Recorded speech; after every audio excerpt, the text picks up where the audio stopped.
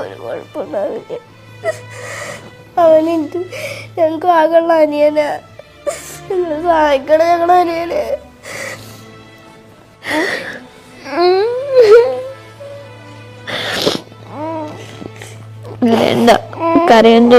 കാരിലിട്ട വേഗം മാറിക്കും.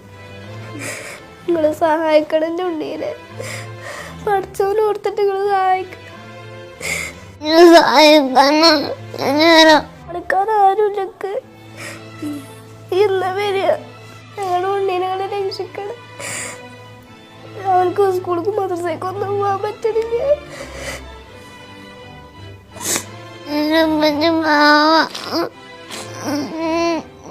ഞങ്ങളുടെ അടുത്ത് പൈസ ഇല്ലാത്തതിനെ കൊണ്ട് നിങ്ങൾ സഹായിക്കണം ഞങ്ങളെ.